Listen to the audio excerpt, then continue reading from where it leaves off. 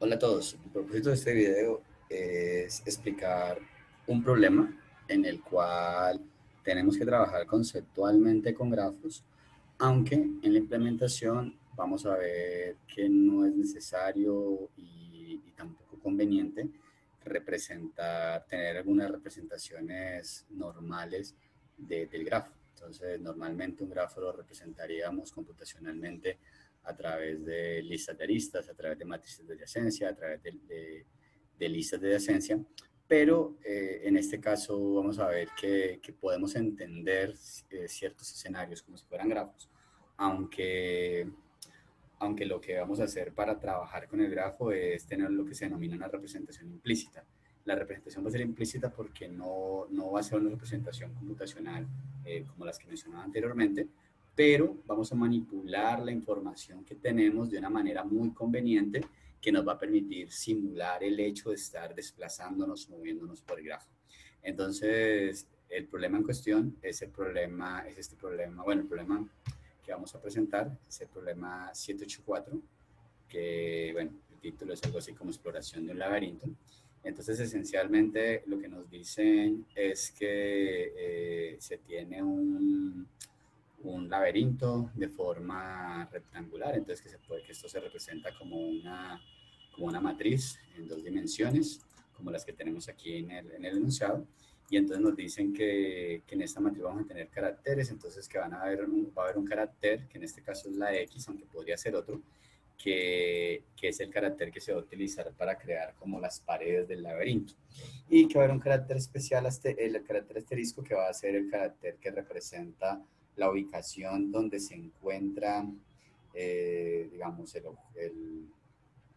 el ser que quiere salir del laberinto. Imagínense que es un ratón, que es una persona, o sea, cualquier tipo de ser que quiere salir del laberinto se va a representar entonces como un asterisco. Y entonces, obviamente, este laberinto en particular, porque va a ser un laberinto sin salida, entonces lo que lo que se quisiera hacer es descubrir, digamos, todas las posiciones o todo lo que podría recorrer el objeto que esté aquí en búsqueda de la salida. Entonces, para este elemento que tenemos aquí, lo que se debería obtener es algo como esto, donde entonces se marca con el símbolo numeral las posiciones en las que digamos, pudo llegar el objeto que estaba en esta posición inicial en ese proceso de buscar la salida. Entonces, en esta parte que tenemos aquí o en estas partes que tenemos aquí no van a aparecer los numerales, puesto que el objeto no puede atravesar las paredes. Y entonces nos dicen que el objeto se puede mover en las diferentes direcciones, ¿sí? Entonces, pues básicamente lo que nos van a dar en el problema es un conjunto de laberintos y, y entonces lo que debemos producir en la salida es el mismo dibujo del laberinto, pero entonces donde se debe marcar con numeral las casillas que fueron alcanzadas por el objeto desde la posición inicial. Entonces, esencialmente este es el problema. Este primer número corresponde a la cantidad a la cantidad de casos que hay en el problema. Entonces, esencialmente, el tablero inicial o el laberinto inicial lo van a dar en diferentes líneas, donde a la final lo vamos a encontrar una línea que tiene 5 guiones y esa línea va a representar entonces digamos que allí ya terminó el laberinto. Entonces, en este caso, por eso este 2 dice, van a haber dos laberintos. El primer laberinto llega hasta la línea donde encontramos el guión, o sea, todo lo que había antes de allí va a ser el primer laberinto y luego el segundo laberinto va a contemplar todo lo que se encuentre hasta la línea que se encuentre los 5 guiones. Entonces, la salida para ambos problemas debería ser, digamos, el mismo laberinto con las posiciones que el elemento, o sea, que desde la casilla que se marcó como origen se pudieron alcanzar.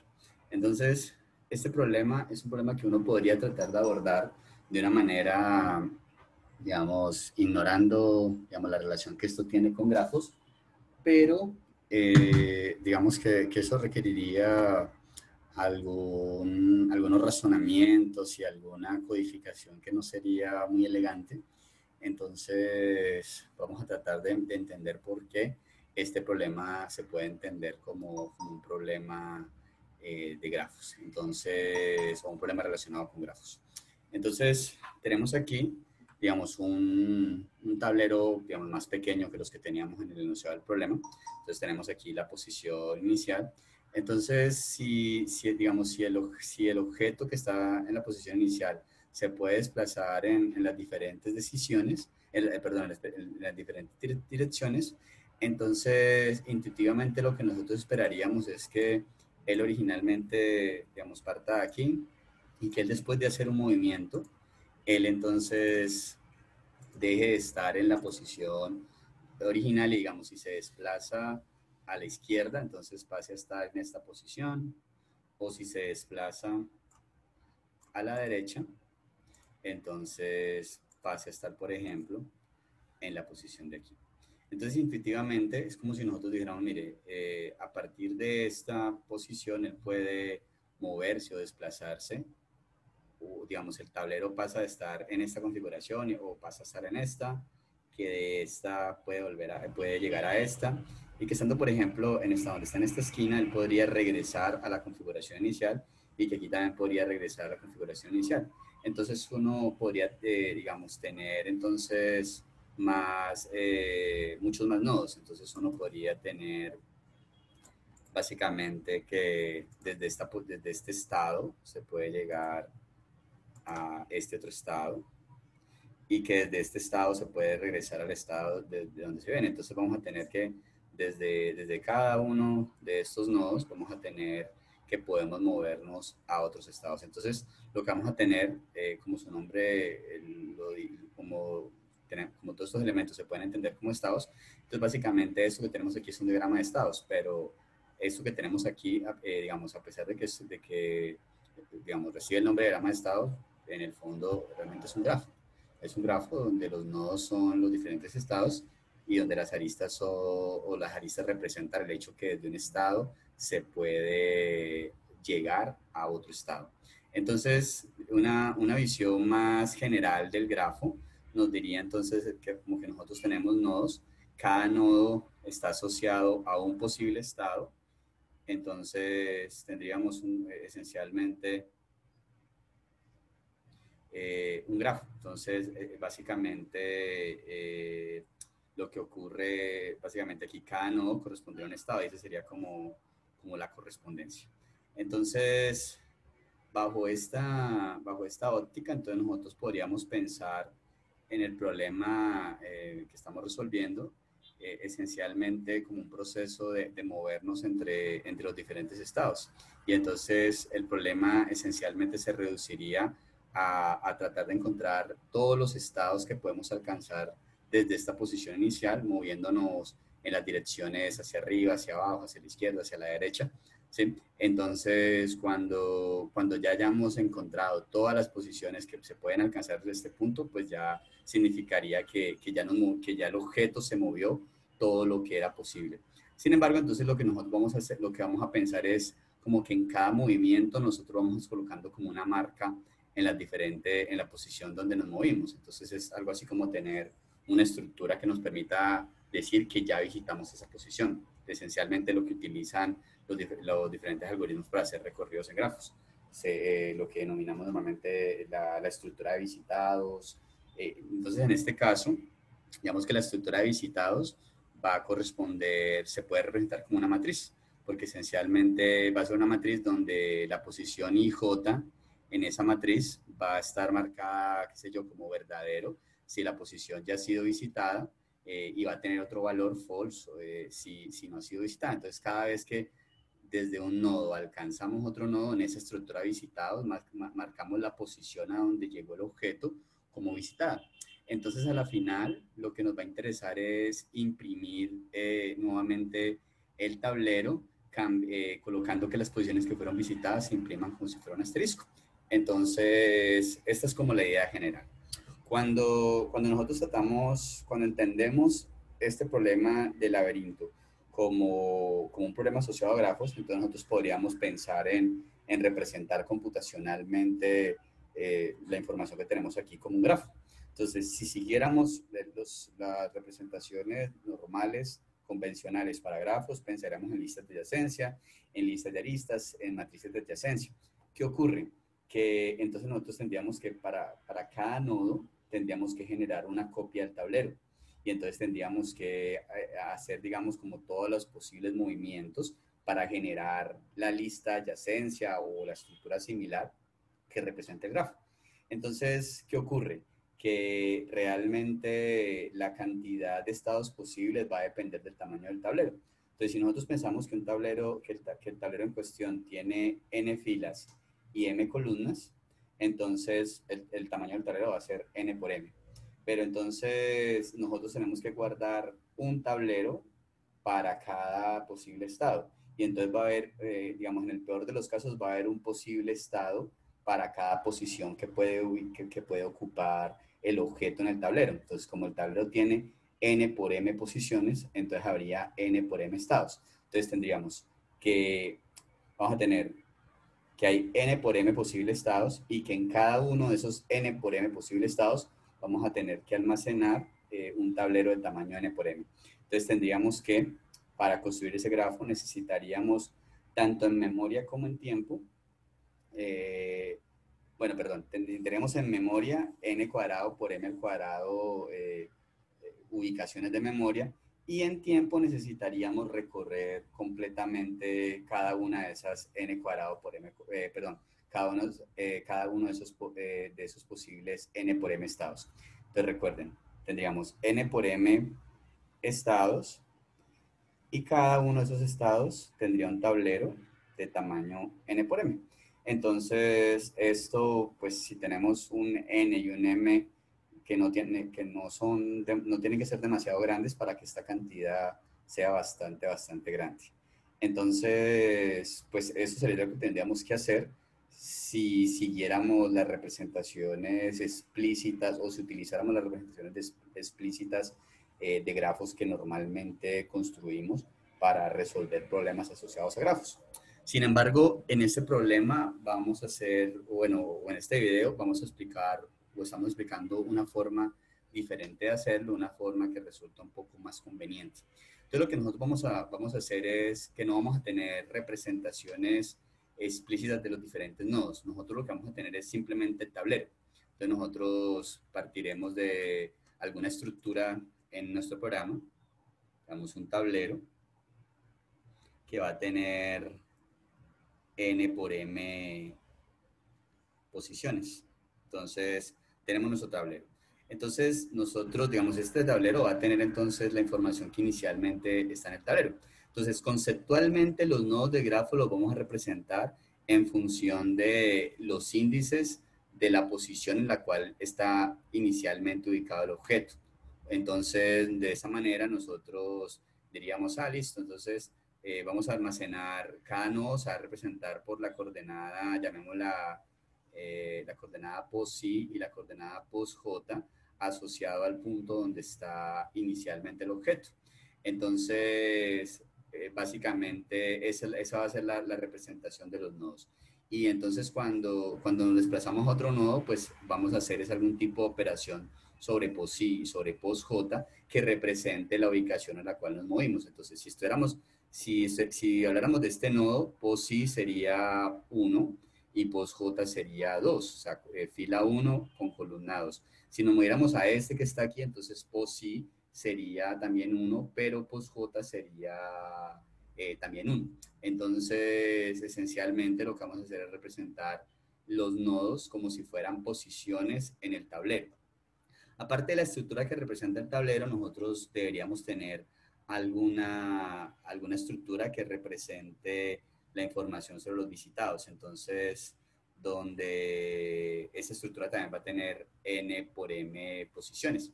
Entonces, esencialmente, cuando nosotros visitamos un nodo, o sea, con coordenadas pos y pos j, entonces lo que deberemos hacer será en el arreglo de visitados, o en la estructura de visitados, en la posición pos y pos j, deberíamos marcar como visitada esa posición.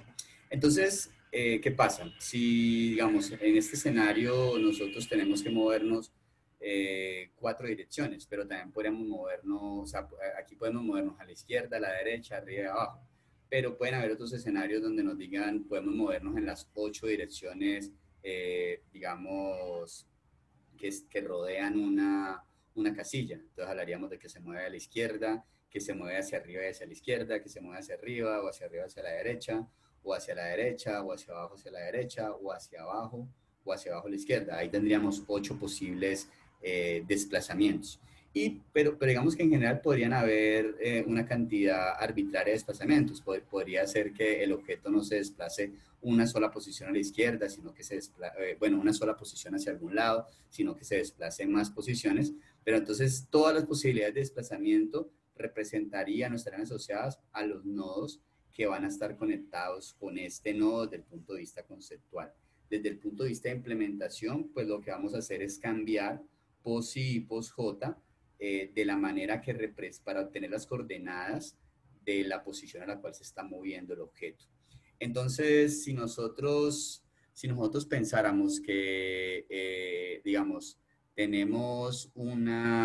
si pensamos que tenemos algún tipo, llamémoslo, una estructura MODS, que nos dice los movimientos posibles que se puede hacer desde una posición, entonces con esos elementos nosotros podríamos plantear una modificación del algoritmo de DFS usual para hacer, por ejemplo, un recorrido en DFS en un escenario como este.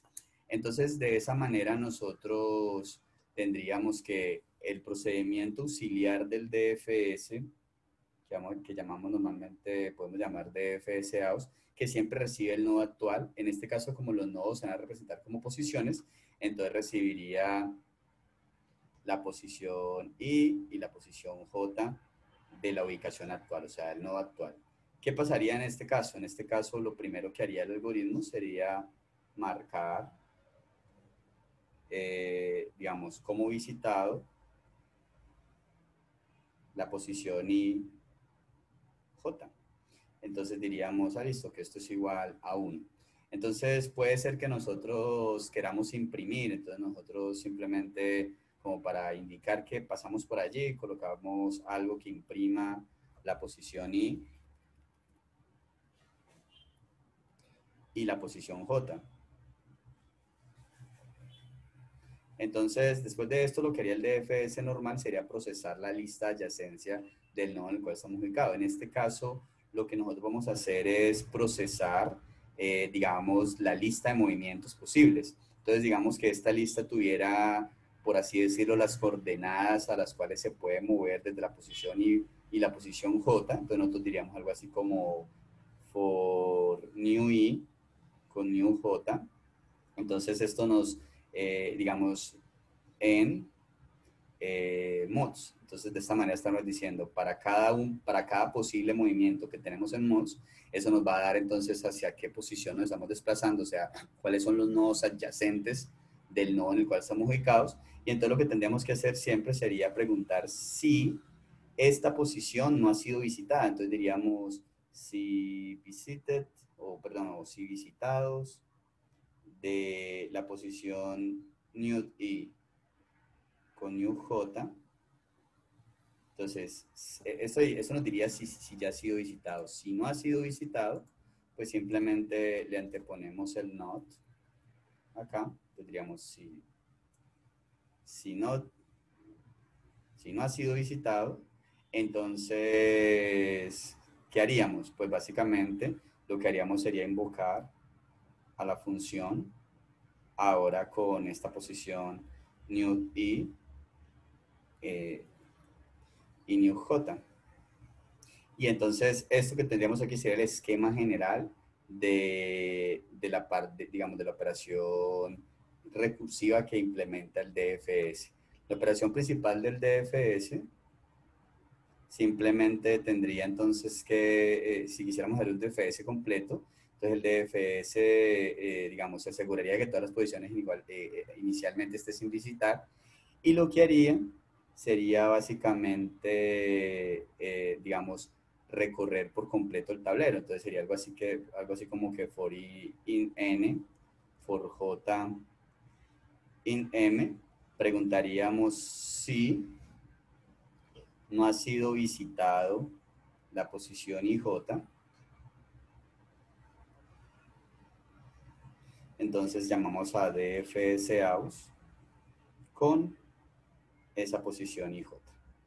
Y entonces esto sería el esquema, la pequeña variación que tendríamos que hacer al algoritmo de DFS para, digamos, poder hacer un recorrido sobre un grafo implícito representado a partir de un tablero de estos que representaría un laberinto o algo similar. Si tuviéramos que hacer un BFS, digamos, la situación sería muy parecida. En el BFS nosotros, voy a primero colocar esto primero por acá, para hacer un poquito de espacio. Entonces en el BFS tendríamos entonces que, digamos, la operación principal del BFS va a ser muy parecida a esta que tenemos aquí.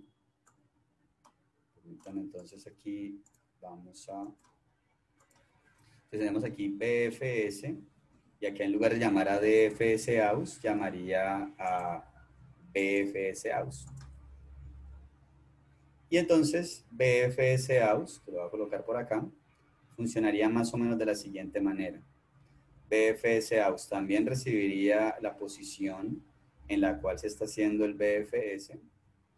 Lo primero que haría esta operación sería crear una cola Q, que es la cola donde vamos a ir almacenando las diferentes posiciones. Y entonces lo primero que haría sobre esa cola Q sería colocar allí una pareja que tenga la posición donde estamos ubicados, o sea, el nodo donde estamos ubicados, que es POSI, POSJ. Luego entonces marcaríamos como visitado esa posición, seríamos visitados en la posición I con la posición J, lo colocaríamos igual a 1, o sea, lo colocamos como visitados. Luego, entonces deberíamos, de acuerdo como normalmente trabaja un BFS, tendríamos que tendríamos que iterar mientras la cola no esté vacía. Entonces sería así mientras not q.empty. Y entonces en cada iteración nosotros tendríamos que tendríamos que obtener digamos, la pareja que aparece en el frente de la cola. Entonces podríamos decir algo así como cur i, cur j, y algo así como q.pop. Entonces obtendríamos lo que está en el frente de la cola. Bueno, aquí podríamos hacer mejor q.front y luego q.pop. Y luego sí haríamos la parte de hacer el recorrido sobre la lista adyacencia, por así decirlo. Pero como esa lista no la tenemos explícitamente, entonces lo que vamos a hacer es un recorrido implícito. Entonces haríamos algo parecido a lo que hacíamos en el DFS, perdón, donde vamos a obtener todas las posiciones posibles. Entonces seríamos new I, new J, en los movimientos posibles, y verificaríamos si ese movimiento no ha sido realizado, o sea, si esa posición no ha sido visitada. Entonces diríamos, si not visitados de new I con new J, pues en caso de que esto se cumpla, o sea, que no haya sido visitada esa posición, entonces lo que vamos a hacer es colocar en la cola la pareja que contiene esa posición, y posteriormente marcar como visitada esa posición. Entonces diríamos visitados de new I con new J, lo colocaríamos igual a 1. Y entonces de esta manera el algoritmo, digamos, trabajaría esta forma del algoritmo BFS sobre un grafo implícito. Entonces realmente iría agregando elementos hasta que ya nada más quede en la cola, y cuando ya nada más queda en la cola terminaría la ejecución. Entonces este sería, digamos, como el esquema general del DFS y del BFS cuando estamos trabajando con grafos implícitos de esta manera. Entonces, digamos, si pasamos nuevamente al problema que queremos resolver, entonces vamos a tomar las siguientes consideraciones en la implementación que ya vamos a revisar. Las consideraciones que vamos a tener es que si nosotros estamos ubicados en una grilla y tenemos, por ejemplo, pensemos que tenemos una ubicación cualquiera y que nos podemos mover a la derecha, a la izquierda, arriba o abajo, lo que nosotros podemos pensar es que en esa posición en la cual estamos en una posición con coordenadas IJ, o sea, fila I con columna J. Entonces, si solo podemos hacer estos cuatro movimientos, estando en la posición IJ, cuando nos movemos a la derecha, lo que estamos haciendo es seguir en la misma fila, o sea, en la fila I, pero ahora la columna va a ser J más 1. Si nos movemos a la izquierda, vamos a seguir en la misma fila I, pero ahora la columna va a ser J menos 1. Si nos movemos hacia arriba, entonces lo que vamos a estar es reduciendo el número de fila, pero siguiendo la misma columna. Y si nos movemos hacia abajo, vamos a estar aumentando el número de la fila, pero manteniendo el mismo número de la columna. Si tuviéramos que desplazarnos 8 direcciones, o sea, tuviéramos que incluir la dirección hacia la diagonal hacia arriba, la diagonal izquierda hacia arriba, la diagonal derecha hacia arriba, la diagonal inferior hacia la izquierda, la diagonal inferior hacia la derecha. Entonces, esta posición de aquí, si nos movemos entonces en la diagonal superior izquierda, tendría coordenada, estamos cambiando la fila, entonces la fila ahora es I-1 y la columna también la estaremos cambiando a J-1. Si nos estamos moviendo en la diagonal superior derecha, entonces estamos igual, reduciendo la fila, entonces nos movemos a la fila I-1 y la columna la estamos aumentando en 1, entonces haríamos J más 1. Si nos movemos a la diagonal inferior derecha, entonces estamos aumentando la fila, o sea, nos movemos a la fila I más 1 y aumentando también la columna, J más 1. Y si nos movemos a la diagonal inferior derecha, entonces estaremos aumentando la fila, o sea, la fila I más 1, y disminuyendo la columna, o sea, nos estaremos moviendo hacia la columna J menos 1. Entonces observamos que, dada una posición, sea que hagamos 4 movimientos, o sea que hagamos 8 movimientos, tendríamos estos cambios sobre las posiciones. Entonces nosotros computacionalmente lo que vamos a tener es pensemos en una lista que la podemos llamar change R y algo así como change C, o algo así como cambio en columna y cambio en fila. Y entonces lo que vamos a tener es una lista que nos va a decir los diferentes movimientos posibles, qué cambio hacemos en cuanto al índice de la fila. Entonces, si estamos considerando el escenario de 4 posibles movimientos, o sea, únicamente a la izquierda, a la derecha, arriba, abajo, cuando nos movemos, por ejemplo, a la izquierda, la fila, ¿cuánto está cambiando? Observemos que cuando nos movemos a la izquierda, la fila no está cambiando. Entonces, el cambio de la columna de la fila sería 0. Si nos movemos, digamos, esta primera posición, entonces sería el cambio hacia la izquierda. La segunda posición de la lista va a ser el cambio hacia arriba. Entonces, cuando nos movemos hacia arriba, la fila se está reduciendo en 1. Entonces, colocamos aquí que la fila cambia, se le suma menos 1. ¿Sí? Cuando nos movemos a la derecha, entonces esa sería la siguiente posición. Observen que la fila no cambia, entonces diríamos que le sumamos 0. Y cuando nos movemos hacia abajo, entonces el cambio sería incrementando la fila en 1. Entonces sería como que le sumamos 1. Y siguiendo esa idea, el cambio de la columna, cuando nos movemos a la izquierda, la columna, digamos, se reduce en 1, entonces tendríamos aquí menos 1. Cuando nos movemos hacia arriba, la columna no cambia, entonces tendríamos 0. Cuando nos movemos hacia la derecha, la columna cambia sumándole 1. Y cuando nos movemos hacia abajo, la columna no cambia, entonces tendríamos 0. Estas serían, digamos, las listas que nos dicen los cambios en la fila y en la columna cuando tenemos 4 posibilidades, y algo similar tendríamos que hacer si tuviéramos 8 posibilidades. Entonces lo que vamos a hacer es utilizar estructuras como estas para poder representar adecuadamente digamos, procesar todos los movimientos posibles. Y vamos a tener que hacer unas verificaciones adicionales que nos permiten saber si al efectuar el cambio, si quedamos en una coordenada que sí existe en el tablero. Porque es como que nosotros nos ubicamos en una posición y digamos, piensen, por ejemplo, que estuviéramos en el borde. De pronto para este problema no va a ocurrir porque normalmente no nos vamos a mover a los bordes porque en los bordes están las paredes, pero digamos que eso no siempre va a ser así en cualquier problema.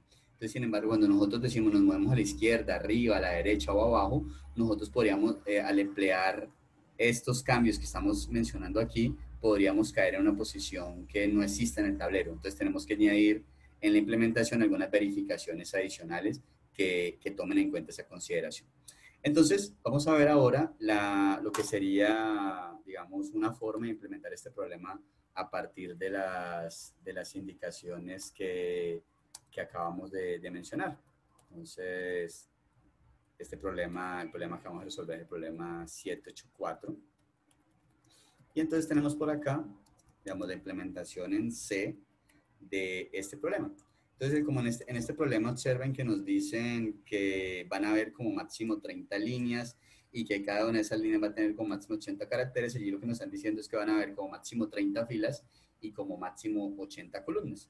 Entonces, aquí creo, digamos, un tablero que tenga suficiente espacio. Entonces, le coloco, en este caso, un poquito más de las 30 filas que necesita. Entonces, coloco 31 filas y 85 columnas, aunque necesitamos exactamente 30 y exactamente 80, sino que es una buena práctica colocar algo más de espacio para de pronto no tener, para, digamos, no tener que preocuparnos por no tener el suficiente espacio.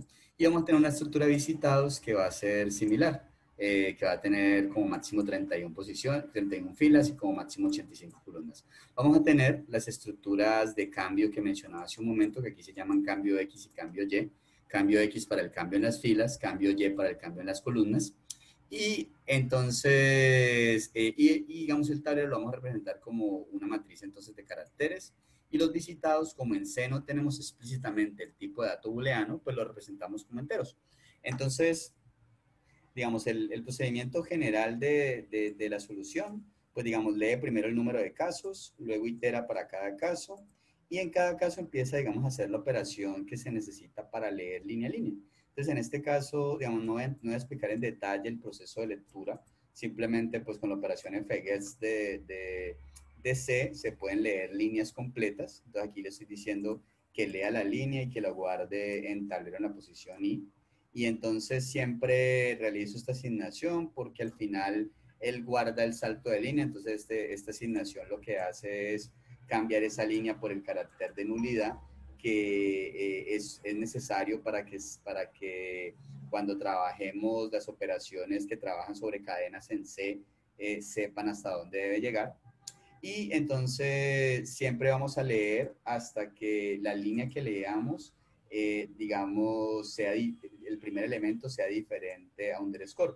Porque cuando el primer elemento es igual a underscore, va a significar que llegamos a la línea donde termina el tablero. Entonces, y mientras vamos leyendo los elementos, vamos a verificar, vamos a recorrer, digamos, toda la fila que leímos, verificando si en esa fila se encuentra el asterisco. Y en caso de que se encuentre el asterisco, entonces vamos a guardar en ini X y init Y las posiciones donde está el asterisco, ¿sí? Para saber desde dónde debemos empezar la búsqueda. Una vez se ha terminado el proceso, entonces el proceso de lectura, entonces lo que tenemos que hacer es entonces invocar la operación que hace el DFS, entonces que es la operación DFS aus, iniciando en la posición donde encontramos el asterisco, que va a estar guardada en las variables init x y init y. Ya luego entonces la implementación del DFS aus aquí, esencialmente lo que va a hacer es entonces realizar, marcar en el tablero, vamos a colocar una marca de que ya pasamos por allí. Entonces inicialmente seguramente haría un espacio, entonces vamos a colocar que el carácter que va a haber allí ahora es un numeral. Luego en el visitado vamos a colocar que visitados es ahorita igual a 1 en esa posición. Y aquí para propósitos de saber cuántas columnas tiene la fila en la cual estamos ubicados, pues obtenemos con este trlen cuál es la longitud de esa línea en el tablero. Entonces luego vamos a recorrer digamos, los posibles movimientos. Entonces siempre hay 4 posibles movimientos. Entonces ven aquí un poco la correspondencia con el esquema general que teníamos acá, en el cual hacíamos un for donde recorríamos los posibles movimientos. Solo que esos posibles movimientos van a haber 4 posibles movimientos aquí. Y esos posibles movimientos, las coordenadas, las vamos a obtener sumándole a X y a Y lo que diga el arreglo de cambio en la posición en la cual estemos. Entonces, si Y es igual a 0, es como si nos estuviéramos moviendo hacia la izquierda, entonces significa que, perdón, es como si nos estuviéramos moviendo hacia arriba, entonces significa que estamos cambiando en 1, restándole 1 a la fila y quedándonos en la misma columna. Entonces eso es lo que vamos a obtener cuando le sumemos a X y Y el cambio que se debe hacer para ese movimiento. Entonces luego lo primero que vamos a hacer lo que añadimos aquí a nivel de implementación es una verificación de que la posición newt X y newt Y que obtuvimos si estén en los límites. Entonces para hacer eso tenemos que verificar que newt X sea mayor o igual a 0 y que sea menor que n, o sea que sea una fila válida y que, el valor que tiene newt Y sea una columna válida, o sea que sea mayor o igual a 0 y que sea menor que n. Adicional a eso verificamos si esa posición no ha sido visitada y también verificamos para este problema que sea una posición a la cual nos podamos desplazar en el tablero. Y la forma de saber que nos podemos desplazar a esa posición en el tablero es que lo que haya en ese tablero sea el carácter vacío. Entonces, por eso hacemos estas dos verificaciones. En caso de que eso sea así, entonces simplemente llamamos recursivamente a FSAOS con X y Y. Entonces, con este procedimiento empezaremos a representar el movernos con el tablero, conceptualmente movernos sobre ese grafo que estaba asociado a los diferentes estados posibles, y lo que va haciendo en cada movimiento es colocar en la posición que alcanzamos un numeral. Entonces, después de eso, en tablero vamos a tener la información que debemos imprimir. Entonces, lo que vamos a hacer después de eso es imprimir cada una de las filas del tablero. Entonces, por esa razón, digamos, cuando nosotros vamos a compilar aquí este programa, luego lo vamos a ejecutar, y entonces si ejecutamos con los ejemplos que tenemos aquí en la entrada, por ejemplo, si decimos que van a haber 2 casos, entonces nosotros diríamos los 2 casos. Bueno, aquí realmente para poder, digamos, procesar directamente, copiar la entrada, entonces nos toca, digamos, colocar esta línea completa, la coloco aquí. Luego dice que va a haber una X, que deben haber 3 espacios, otros 3 espacios y la X del final. Luego que debe haber una X, un espacio, un asterisco, luego muchos espacios hasta la X del final, luego una X, la otra X y la X del final, luego las X que están en la línea completa, luego X lo coloco de esta manera, y entonces este sería nuestro tablero completo.